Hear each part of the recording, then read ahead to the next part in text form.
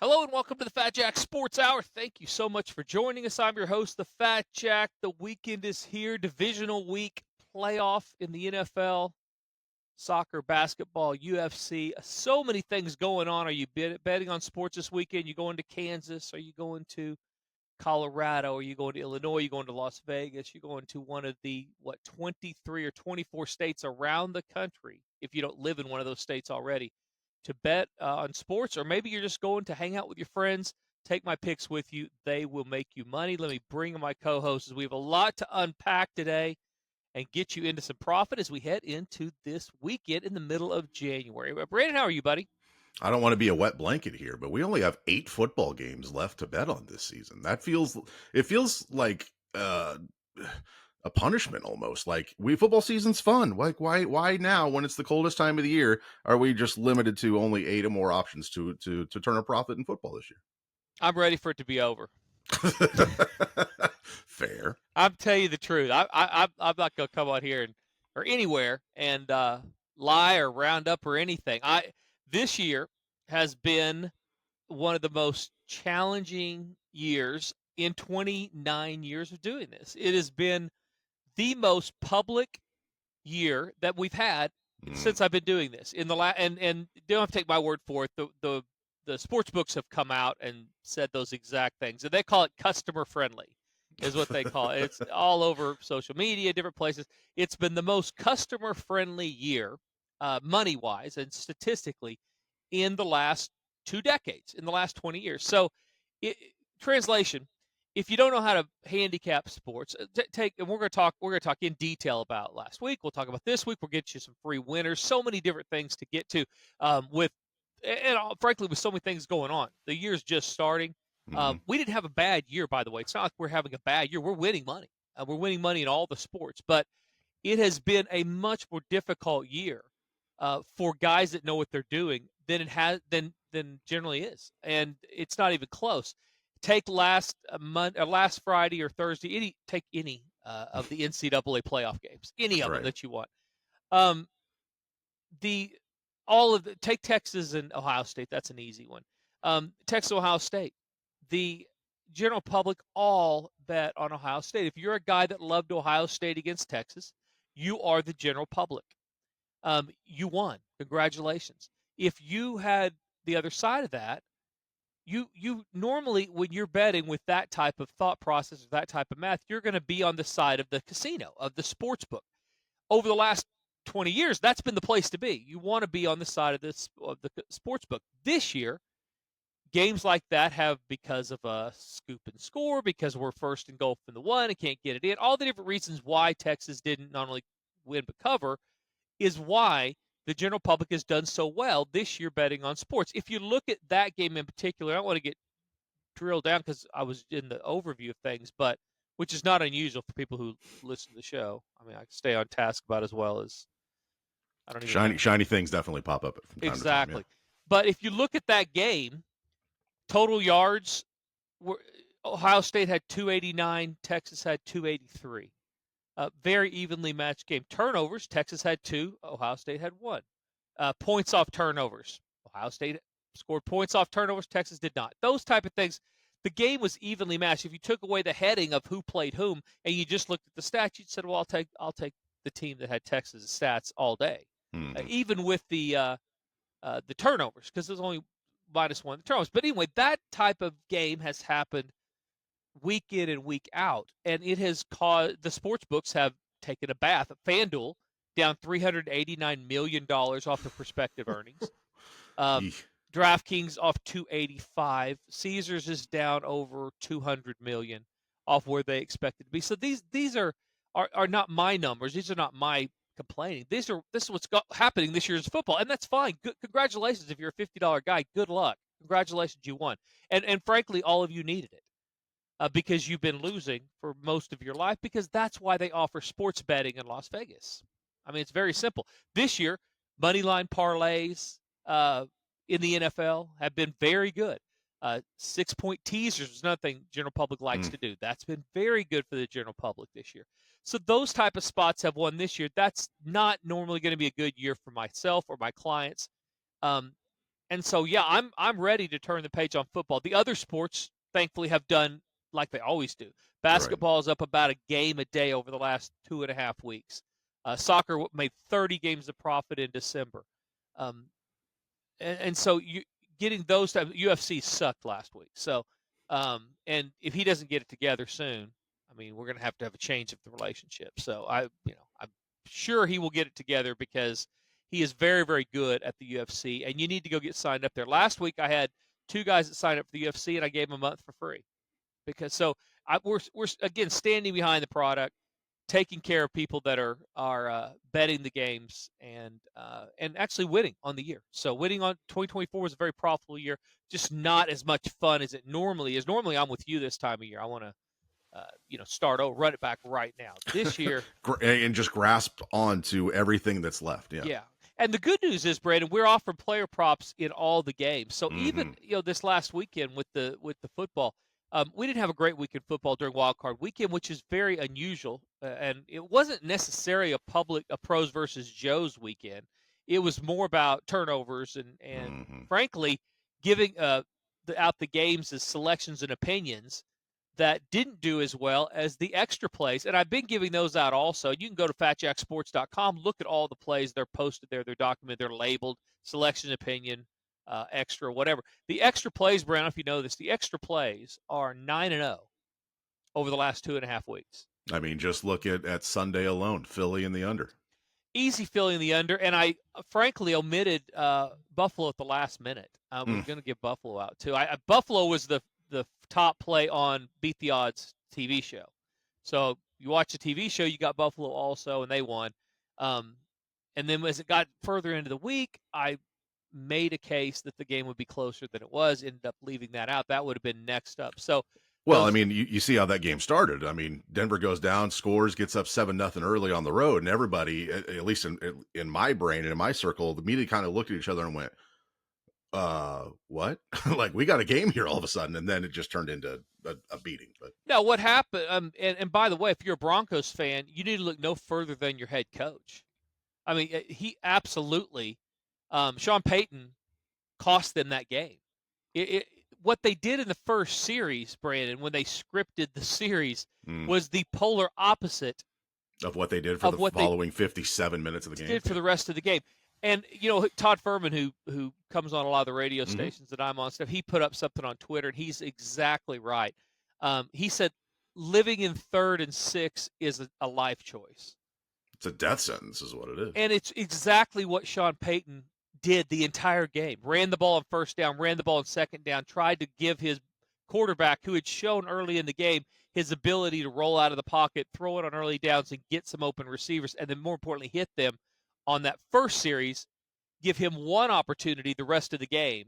So he runs it on first down, runs on second down, and then throws an incomplete pass on 3rd and 6 or 3rd and 7 the entire day, and they end up losing. That's absolutely Sean Payton's loss. So I mean, I don't know what to tell you. He's not a horrible coach, but if he doesn't look in the mirror, somebody needs to over there, because that was embarrassing to watch. The first series they go boom, boom, boom, 7 points, and we had over. It's a little bit of sour grapes, because I felt like they were going to score. I felt like they Right, were have to right. mix it up. Felt like they would have to do exactly what they did in the first series, and then they did it the first series successfully, and then threw to a wide open receiver for a big touchdown, and then did nothing the rest of the day. Good news is for that game in particular, we swept. No, that's not right. We swept the board in the second game on player props. So um, the player props in that one, a lot of them um, were based on Denver throwing the ball. Bo Hmm. Nix going over his yardage total, which he had Marvin Mims catches. over Yeah. receptions, that type thing. So we ended up losing that one. The second game, um, the game, Philly and Green Bay. if you played the extra plays and the props, you went 6-0. So it's one of those. We're figuring out a way to scrape out profit each and every week, and had some big weeks also. So definitely a good time to get signed up. This does not continue. It will not continue to happen. This is one. If you want to win one out of every 20, 25 years, do what This you. is your year. This is your Yeah. year. Congratulations. If you want to win 24 out of 25, or in our case, 28 out of 29 years in football, go to fatjacksports.com. Multiple reasons to do that right now. You get all the plays all year long for the least amount of money. The best deals of the entire year are available right now. Pay out the service fee up to 8 months right now. That will not be the case here in a couple weeks. We get the Super Bowl, prices go up. They've already gone up once. They're going to go up again. The amount of money you can pay out the service fee are going to go up. The price you're paying for are going to go down. Excuse me. The price you're paying for basketball goes up. So I said basketball is making about a game a day overall over the last 2.5 weeks or so. So a great time to get signed up. Soccer up over 70 units in the last 24 or last 365 days, including 30 in December December alone. alone. So, I mean, great time to add those plays. Get everything. You can get packages that get you every single sport and everything all the way through the 2026 Super Bowl. Works out to about $130 a week to make money betting on sports. Go to fatjacksports.com, get signed up today, and start winning this weekend. Last week, Brandon, what jumped out at you? What did you take away from all of that, and what are you looking forward to this week? It proves that the NFL at its core is still a defensive league. If you're just mediocre to average on offense, above average defenses can absolutely stifle you. Add in that there are still NFL coaches who don't understand when to use their timeouts. It really kind of makes things a bit volatile in certain situations where you don't have every weapon at your disposal offensively. But you look at games like the Tampa game. Todd Bowles not knowing when What's to going on use with that? timeouts. I wish I knew. And even It's when he used it at the end of the game, he let you like actually help the other team in 10 that. seconds run off the clock. I don't what's going on with some of these coaches. I don't understand. And the one coach that I get, who was it that came out after I was at Atlanta's coach? One of the coaches came out after just total debacle with the time management a few weeks ago in the first Yep, half and yep. Raheem came out and Morris, yeah. basically said, we're all learning here. Are we? Are we? Are we? Because I feel like we, the Imperial, we know it's you guys that ones that actually have to call the timeouts are still quote unquote figuring it out. Yeah, I don't understand, and I appreciate the transparency or the honesty. Which is something you don't get often. Yeah, because I'm not sure that you're going to get that out of Tampa's coach when he's giving away 10 seconds. Listen, they didn't lose the game because he didn't call timeout. I mean, Sure, it didn't help though. they lost the game because the center forgot the snap count, Oh god, that and was Baker brutal. Mayfield fumbled the ball inside the 10-yard line. That's why they lost. I mean, in the playoffs, a lot of times it boils down to one or two plays. Mm-hmm. And it's going to be that was an evenly matched game. Washington and Tampa Bay, if they played 10 times, it'd probably be 5-5, maybe 6-4 Tampa.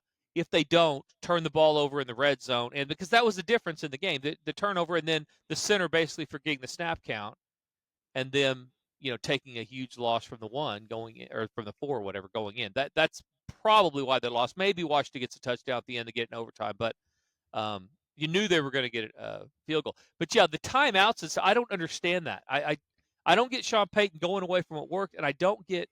And I'm not a blame coach's first guy, Mm-hmm. but I don't. But that's a fundamental thing. And if anybody knows it, the head coach should know it, or they should at least trust somebody enough to let them call timeout. If you're thinking about the next thing or thinking about something else, allow somebody else to say, "We need timeout here." I mean, Yeah, jump on. All those people have headsets for a reason. They can jump in and be like, "Hey, we need this right now." and those type things, a lot of times, or at least in the case we mentioned, they're not a debate. It's not a should you or shouldn't you. You have to. You have to keep time so you'll have more plays. When they threw the ball down, we're talking about Tampa Bay last week when they throw the 45 yard pass down the middle and they get it deep in their opponent's end with 28 seconds, Mm-hmm. 35, something like that, and you don't call timeout until there's 18 seconds. What are you doing? You need at least the opportunity to run the ball again or get another few shots at the end zone before you have to kick a field goal. It doesn't make any sense. So, And then at the end of the game, Washington's driving. They run a play with like 2:34 left, so they still had their timeouts and the 2-minute warning.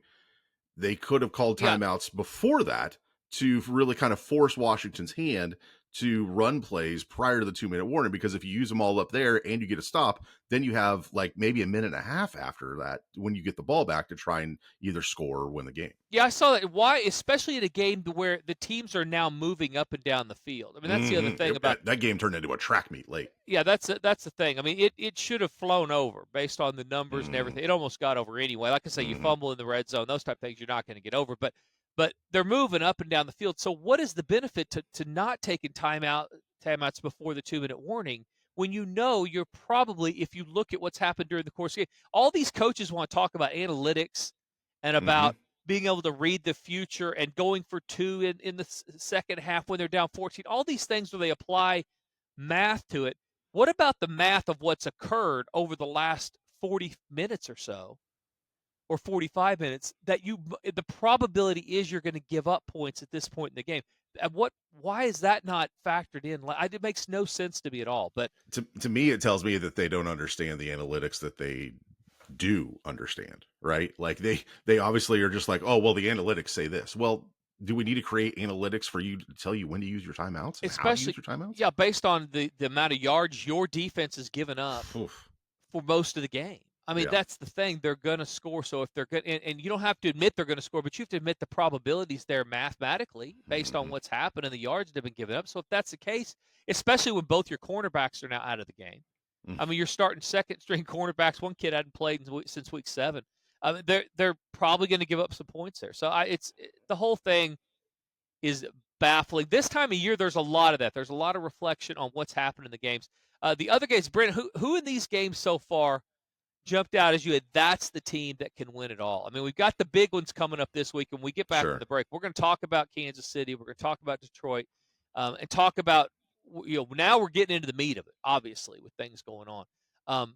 But of the teams we saw this week, who is most likely to go ahead and get it done and be able to take out one of the number 1 seeds? I feel like it's Baltimore, because you look at the other games, the winners were more so of what the other teams didn't do, and I feel like Baltimore did whatever they wanted to do on both sides of the football. Granted, Pittsburgh not exactly a juggernaut offensively, but on the defensive side of the ball, the Ravens were able to get pressure on Russell Wilson, and the two-headed running attack of Derrick Henry and Lamar Jackson.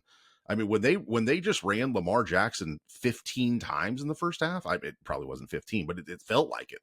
I mean, that just showed that Todd Monken and that offense can adjust on the fly, adjust to their opponents, and be able to try and beat you a number of different ways. So, of the teams we saw this week, it's probably Baltimore, then a small gap, and then Buffalo, a little bit bigger gap, and then Philly, and then after that, we'll see. Yeah, I mean, Buffalo is a 1.5 favorite to Baltimore this week. We'll also talk Oh, about after the break coming up. bangers this weekend, man. Yeah, very, very good matchups. We'll talk about the futures ticket that a lot of people have. I've already gotten emails about that because I gave away Mm-hmm. Buffalo preseason at 17-1 or better to win the Super Bowl.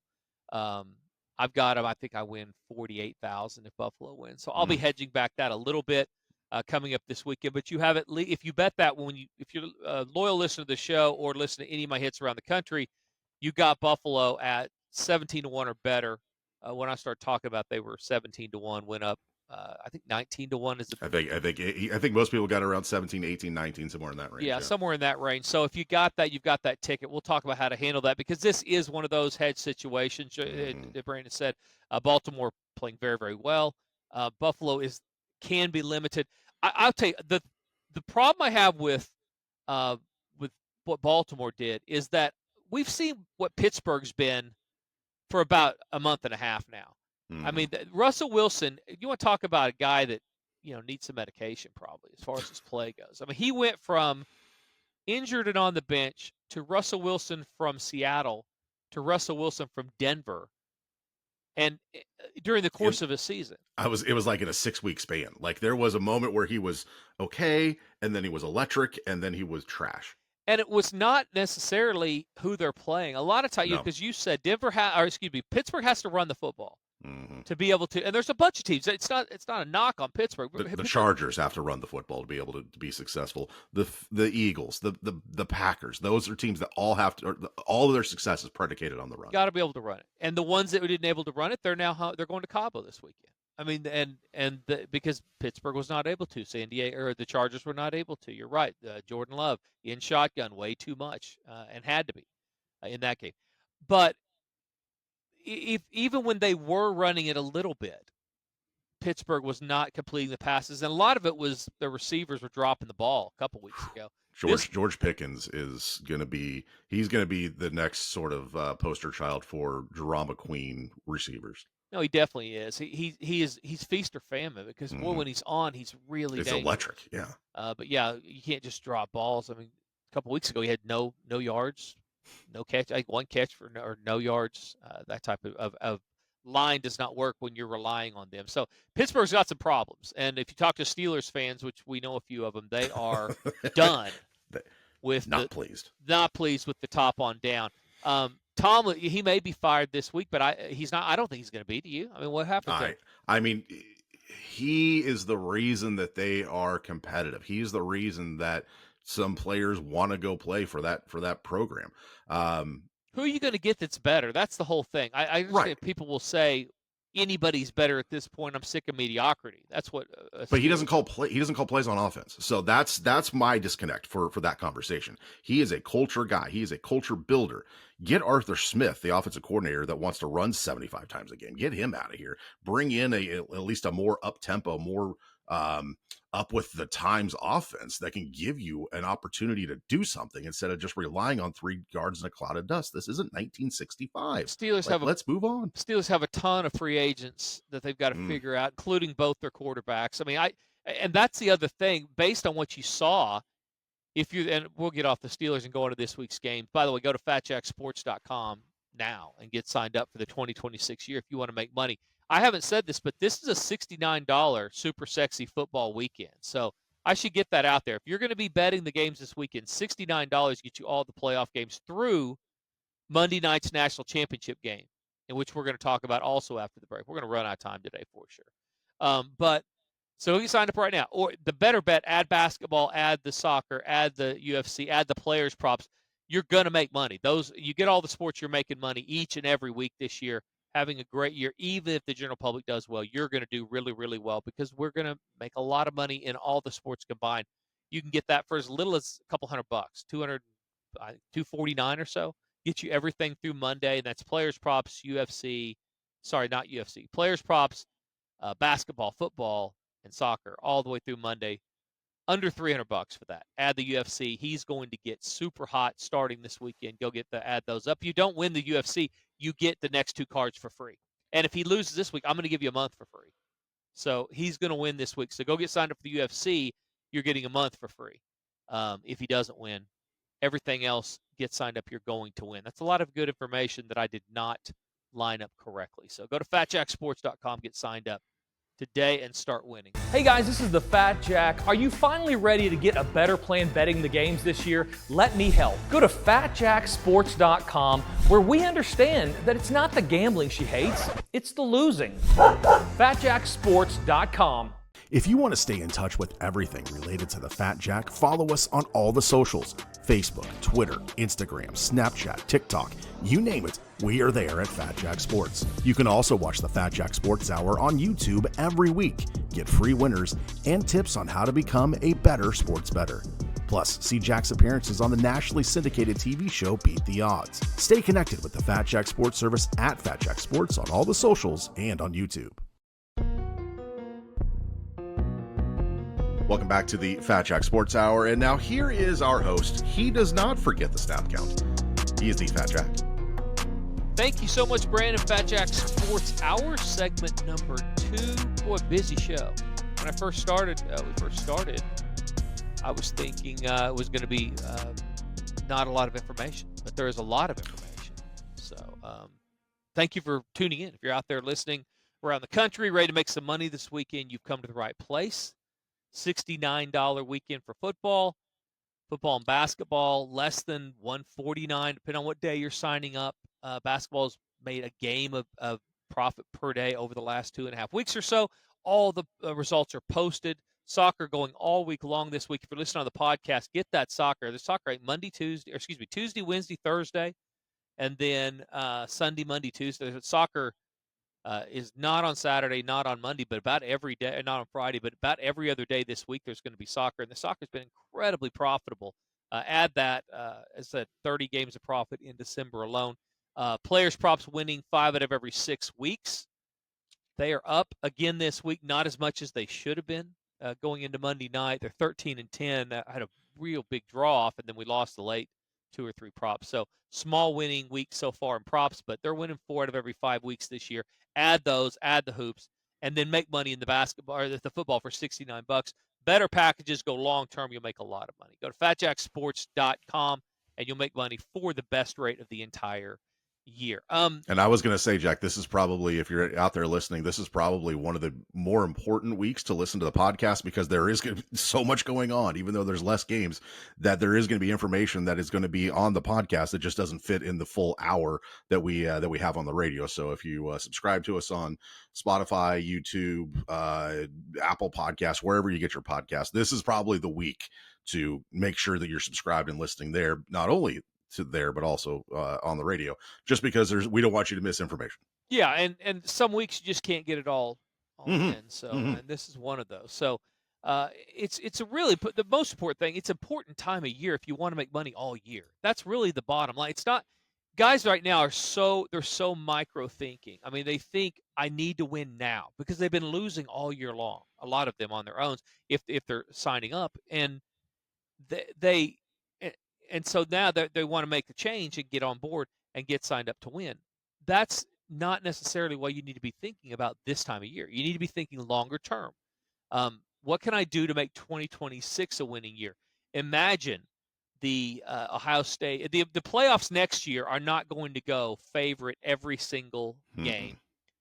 Not only winning but covering. I think there's been one underdog to this point cover in the national championship in college football during the playoffs. That's not going to happen every year. So when that happens, if you're betting on your own, what is that looking like? If things go the way that they normally do, especially if you lost this year. I've talked about this around the country, Brandon. If you didn't win this year, and you normally don't win, when could you possibly win? If you're playing on your own and you did not win money betting football this year, you are never going to win money betting football on your own. Because this year you really should have gone to your girlfriend, not to be sexist, but your partner or whatever that knows nothing about sports, if they know nothing about sports, and that's who you should be asking, because that would have done really well in football this year. I mean, that's the way that it went. So that has not happened in 28 years. That's the first time that's happened, where more times than not, especially in the bigger games, you really didn't know how to handicap anything. You really didn't need to. It wasn't important. You just needed to be able to know, okay, this team is this record. This team has this record. This team's at home. I'll take that team. This is what I saw last weekend. I'll take that team. That worked this year a lot more than normal. And so that normally doesn't happen. Go to fatjacksports.com. Probably won't happen this weekend. You're going to get more of a conversion right now going forward and certainly into the new year. And if you add those sports now and you get signed up for football now, you're paying about $700 less than when you decide in August that you want to make money betting on football. Save that money. That's like 7 wins if you're a $100 per game player, and you get the baseball season for free. Fatjacksports.com. Brandon, the game's coming up this weekend. Yep. Obviously, the Ravens and the Bills. That's the marquee matchup of the weekend. Absolutely. That's the one. Actually, the Ravens have now jumped the fence and are now a half-point favorite. That I feel like that's going to go back and forth all week. Well, I don't know. That's a pretty sharp money probably, because the Ravens, and you talked about it in segment 1, they are decent defensively and gotten a lot better. Two teams that have done a really good job of either getting healthy, if that's their good job, or just adjusting and improving from the defensive side this year, the Ravens and Philadelphia. Philadelphia started out were a sieve in the secondary. Now they're the number 1 defense in the league. That's why they're dangerous. If they just run it, if Barkley's able to get loose, and they do what a lot of teams want to do, but they've got such a dynamic player and a really good offensive line. In a lot of experts' minds, the best offensive line in the league, Philadelphia. They're able to impose their will running the ball and allow Jalen Hurts to have 100. He had 39 yards passing at halftime, and they're winning. 39 yards passing in the first half of a playoff game, and you advance. Yeah, That doesn't happen if you don't have a good offensive line and a good running game. and they're up 2 scores at that point. It's not like Mm-hmm. they're up a couple of scores. There are dangerous teams going forward. I will maintain going into this week, and I really would have liked Tampa to get to this round, but I will maintain that, and this is the only kind of sad, kind of irritating thing with me. The Commanders and the Lions both have head coaches that go for it on fourth down way too much, and Mm-hmm. they given that opportunity, they're going to cost their team a game, and in the playoffs. I've said that all year. If Tampa had gotten there, Bowles is a tie. That guy doesn't go for it enough. Probably he does it some, but not enough. But the Commanders went for it a million times last week. Were 1-4. They had been really well on fourth down over the year, but they had one key one late that got them the win. But they won the game because not because of that. You could argue that they could have lost the game because of him going for it on fourth down against Tampa Bay. I mean, they went for it on fourth and goal from the 6 instead of kicking a field goal.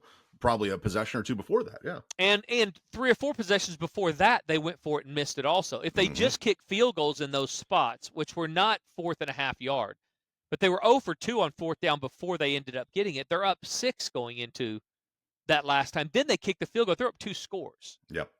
So that they're going to lose a game, and they're going to lose this game most likely. The Lions, they do the same thing. But the Lions are then going to play in a spot that if they're not put in that situation, they're not going to have 2 different opportunities, 2 different games to go for it on fourth down when they shouldn't to cost a point. So that's the frustrating thing about the Commanders getting there, because I will maintain that both of those teams, that type of philosophy will not get it done in the playoffs. And I think they won in spite of that. The Commanders did last week, not because of that. They kicked field goals in those spots, and this is from a gambler, Brand. Come on, I'm not.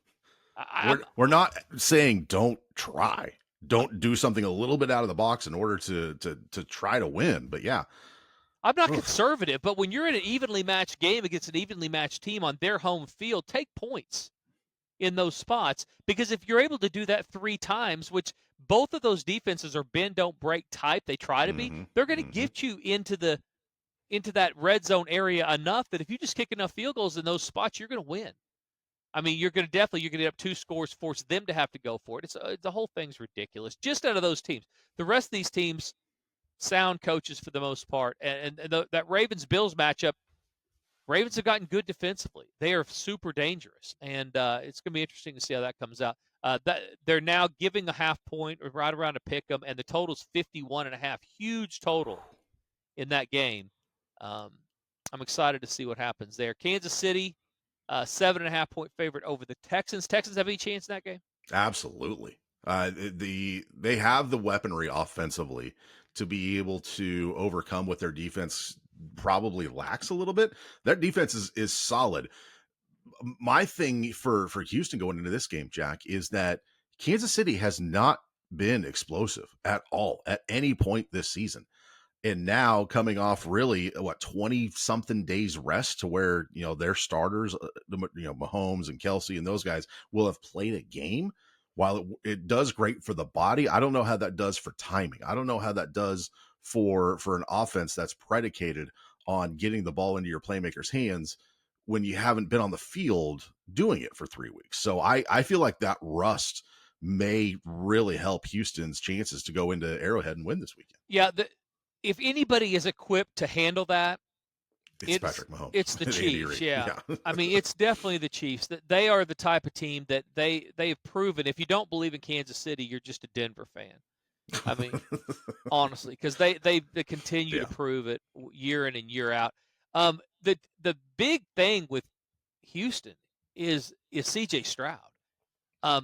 They won in spite of C.J. Stroud early in that game. I mean, he's not just turning the ball over; he's just lobbing it up to him, and that's the matchup that I would say is absolutely the most important. Is that Kansas City defense, and that's why this number's over a touchdown. Is the Kansas City defense against C.J. Stroud, and is he able to manage enough of the game, take enough shots, but not give the Chiefs extra possessions? And he's not proven to me he can do that. So and that Texans offensive line is probably the weakest of the 8 remaining teams. And when you have a bad offensive line and you have to go up against Chris Jones for 70 snaps, that's not a good recipe. Arrested Chris Jones, and Spagnuolo is really good Mm-hmm. at confusing young quarterbacks. C.J. Mm-hmm. Stroud is still relatively young in the league. They like to do it with defense, like to do it with running game, those type things. That's not really who this offense is right now. They need some dynamic playmaking out of their quarterback, and when given that opportunity against good teams,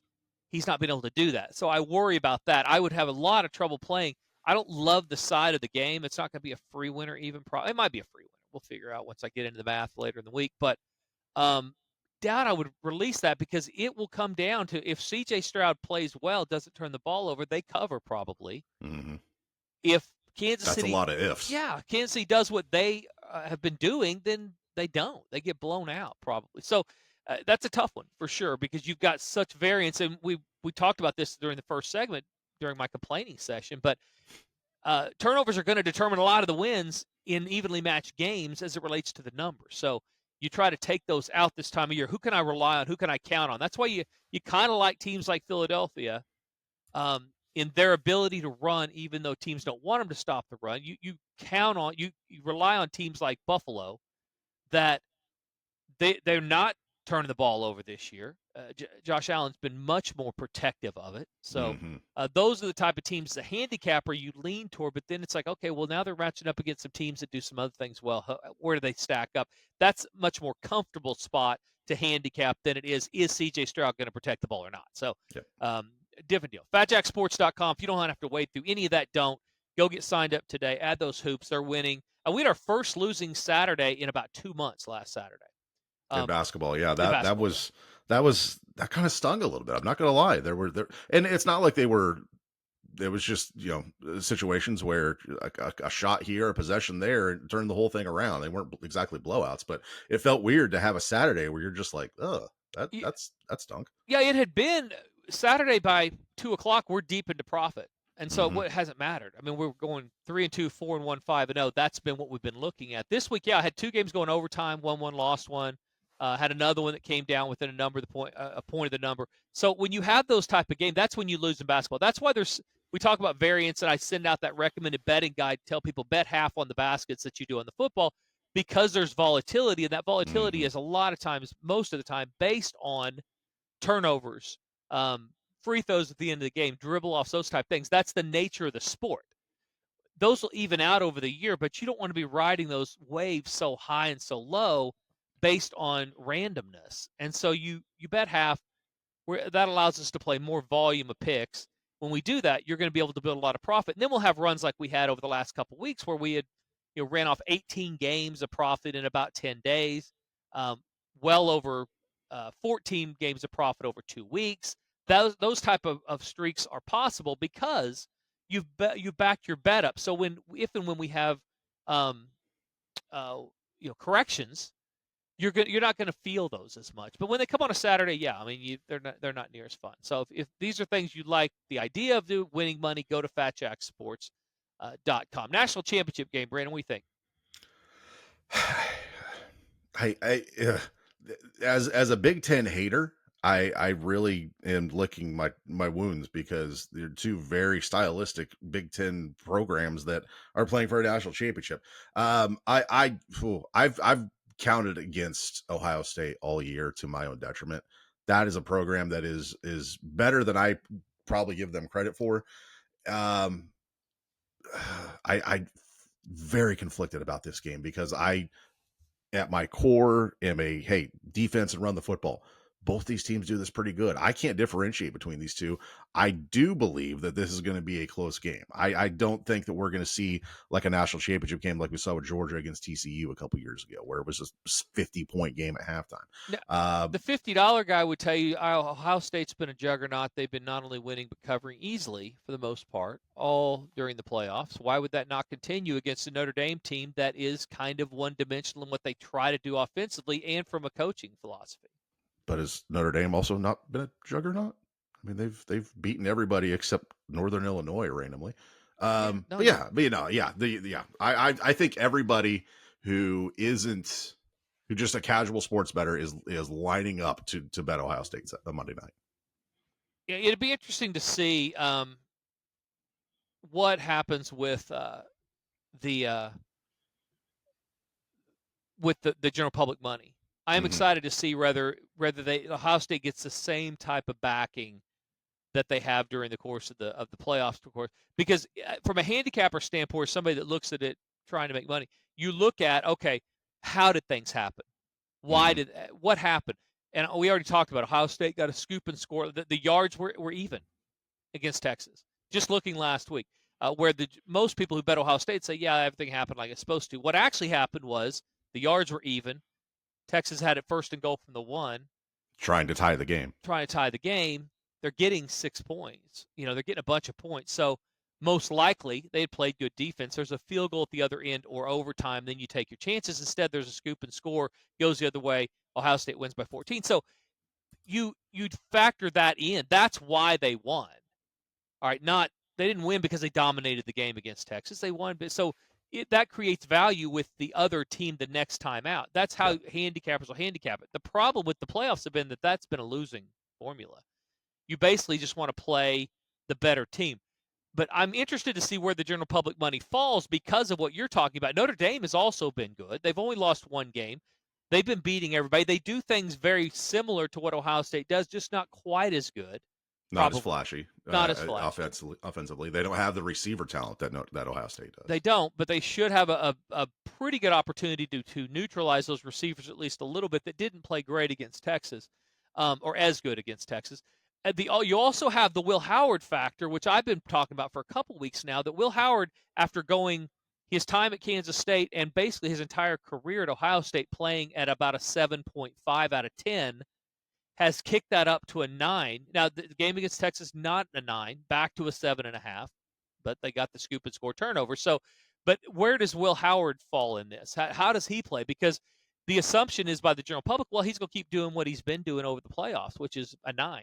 Well, he's not, most likely. He's been very good at protecting the ball. Notre Dame should give him some problems there. Do they take the ball away? If they do, they probably cover. They're getting more in a touchdown. So, really interesting game, not a place if you're a winning sports bettor that you're probably going to load up because you do have some variance based on Will Howard that is tough to figure. He might be a 9 again against a Notre Dame team that if Ohio State gets the lead, they can kind of be more conservative against that defense. Notre Dame has to commit to stopping the run. And then there you go. You've got Ohio State throwing over the top of them. And so there's some variance. I don't think that's a lock of the century type game for sure. Another one of those red flags if you hear somebody say that online or whatever, because it's not a lock of the century game for sure. And so who do you like? You think Notre Dame covers or Ohio State? I think Notre Dame wins. I've going into the even last week, you asked me who I liked out of the Final Four. I thought Notre Dame was the most likely of those four to win the championship, and Penn State being the least likely. Notre Dame won their matchup against Penn State. Granted, it was a little bit closer than I had thought it was going to be, but Marcus Freeman has sort of reestablished the culture of Notre Dame football. And it feels like those guys have bought in. Riley Leonard, who's a transfer from Duke, has played a lot better than I think even maybe he thought he was capable of. But I like the makeup of that defense. I love the way that they run the football. I would love for them to get a little bit more adventurous in the passing game, but I understand that's not their identity. So Notre Dame plus the points, I absolutely love, and I really like the Irish to pull it out on Monday. All right, well, at least you're taking a stand. I was walking on the fence. I'm getting a rash sitting on the fence. So, I mean, I like I like the stance. We'll see. I'm gonna know. I'll know something by Monday. Right now I'm gonna factor in. I got to figure out what Will Howard's gonna do and how much success Notre Dame will have at defending those receivers that are very athletic for Ohio State. And I'm curious about how his hand does because he had that huge funky welt on his hand in the playoff game. Yeah, that should be gone. So. Yeah, no, you're right. I mean, those are all things. If there's any lingering thing with that, then that's obviously a game changer, but we won't know that until very early in that game. Hey guys, this is the Fat Jack. Are you finally ready to get a better plan betting the games this year? Let me help. Go to fatjacksports.com where we understand that it's not the gambling she hates, it's the losing. fatjacksports.com. Welcome back to the Fat Jack Sports Hour, and for the final time this week on a super sexy $69 weekend, the man leading us into profit, he is the Fat Jack. Thank you so much, Brandon. Fat Jack's Sports, our segment number 3. It is a super sexy $69 football weekend, but if you want to be super sexy, add the other sports. All right. Nothing is sexier than more. Yeah, more. Get those prop bets.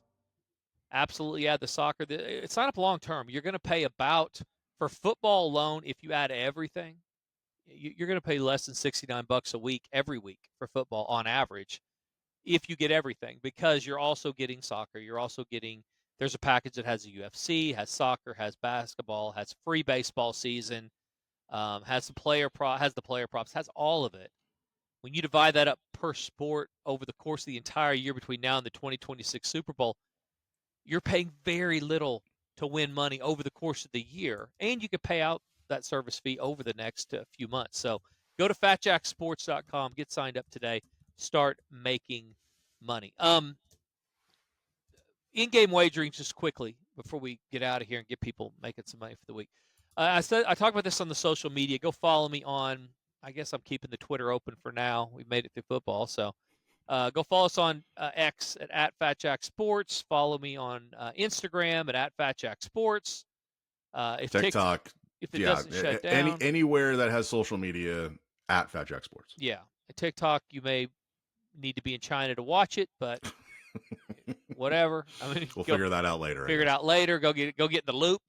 If somebody buys it, you'll already be in there. So, in-game wagering. This is important.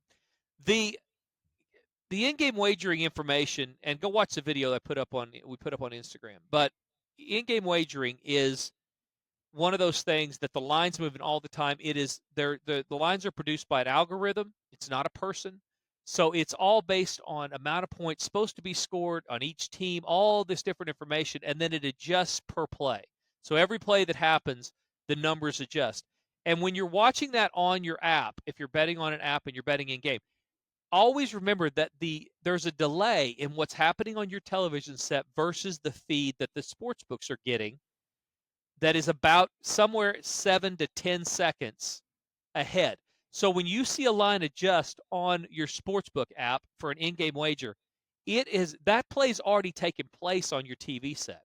And you can actually tell what's going to happen based on, if you know what you're looking for, based on the line movement on the game. And I pointed out one of those on one of the playoff games last week. I might do that again this week just so people can kind of get a better idea. But basically, if the total if it's 3rd and goal from the 7 and the total is 47 on your app, and then before that play goes off, your total goes to 45. That basically tells you that on that 3rd and 7, it's an incomplete pass, and a field goal is more likely than a touchdown. But if you're not watching, if you don't know that, you're thinking, my gosh, they're on the 7-yard line trying to go in. It's 3rd and goal, or on the 1-yard line in Texas's case. There will be a time in that Texas-Ohio State game when on your app you showed Texas, or you showed Ohio State as a 10-point favorite when Texas was going in. It actually is more than that. It probably went to 13. Texas had it 1st and goal on the 1. They would have shown on that app that Texas was plus 13 points. And if you didn't know that play had already happened, would go on your app, punch it in real quick, and bet a ton of money on Texas plus 13 in that game against Ohio State.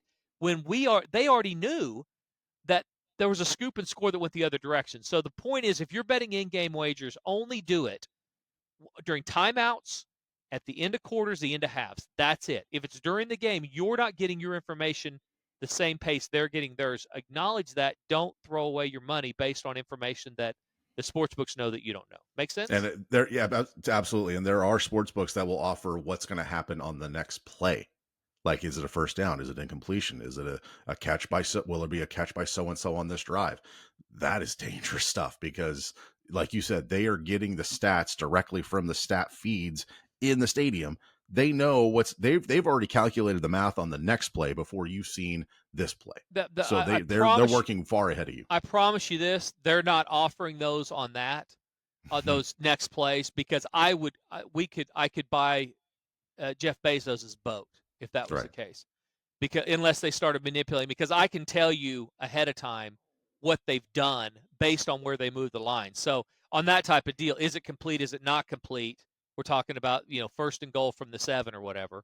It was in the Buffalo game, I think, that I did it. First goal for the 7. The minute that thing moves to 45, I would be able to punch in incomplete pass. I don't care. They could lay 900. I would lay 900 because based on their numbers, I would know what had happened. So, but Yeah, yeah, the only way that is good for you is if you're just watching the game with your buddies and you're in the app and you can see, oh, well, yeah, that, you should be that number drinking. moved and be like, I bet they don't complete You this. should be I drinking bet they'll free. make this field goal. That's right. You should be drinking free if you're playing with The your friends. only way. And you should be drinking for free because that you're right. I mean, it's very easy to tell if you know what you're looking for, what's happened on the next play based on what the app moves. So, Brandon, before we get out of here, FatJackSports.com, $69. Add the basketball, add the baseball season for free when you sign up for the entire year. Add soccer, add UFC, add the player props, all of it at FatJackSports.com today. Final thoughts as we head into this divisional round playoffs. Started looking ahead towards Super Bowl weekend in Vegas and figure out which concerts are going on. There are some choices. What have you found? There's Blake Shelton. There is Mariah Carey. There's also Tears for Fears. I saw those 3. I was not interested in any of them. Okay, that's fine. Are you going to go to one of those? Probably not to any of those. There's word that there may be another one popping up being announced this week, but until I hear that one for sure, I'm probably just going to be hitting the tables. I was thinking Danny Lynn, the bad boy of magic, or whatever his name is, the hypnotist. What's his name? Danny Lynn, Shin Lin, Yes, bad boy the illusionist that was on America's Got Talent. I don't do hypnosis shows anymore because if you know, they can end dicey. Yeah, they do end dicey. I still have that DVD, by the way. Wow. Anyway, I'm thinking about Shin Lin, and I'm the older guy calling him the bad boy of magic. It's just his.